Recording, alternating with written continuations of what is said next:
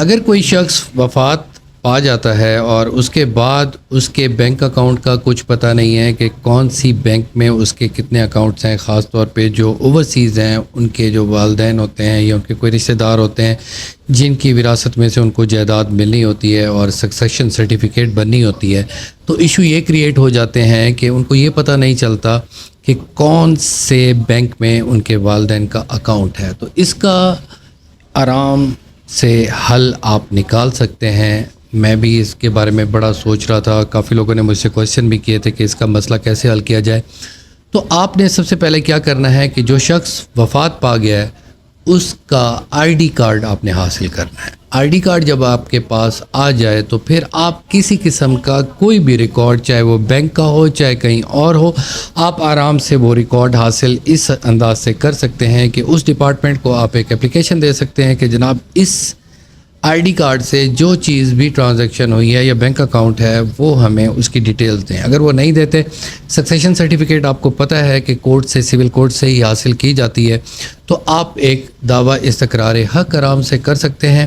وہاں پر آپ عوام الناس کو بھی فریق بنا دیں گے اور کہیں گے کہ جناب یہ یو بی ایل ہے، ایم سی بی ہے یا ابھی بینک ہے یا کوئی اور بھی بینک ہے، اس کا یہ شناختی کارڈ ہے اور اس بینک کو آپ فریق بنا سکتے ہیں، اس کے ہیڈ آفس کو بنا سکتے ہیں، اس پورے ضلع کی برانچز سے بھی ریکارڈ منگوایا جا سکتا ہے۔ تو آپ کہہ سکتے ہیں کہ استقرار حق کے طور پر ہمیں اس کے اکاؤنٹس کی ڈیٹیلز دی جائیں۔ یہ ایک ایسی بات تھی جو بڑی ہی کوشش کے بعد میں نے حاصل کی تاکہ آپ کے علم میں یہ بات آ سکے۔ جب وہ استقرار حق کا آپ دعویٰ کریں گے، دعویٰ کرنے کے بعد آپ کے پاس وہ جواب دعویٰ کی صورت پہ ساری ڈیٹیلز آ جائیں گی، پھر آپ اسی دعوے کو چلاتے ہوئے بھی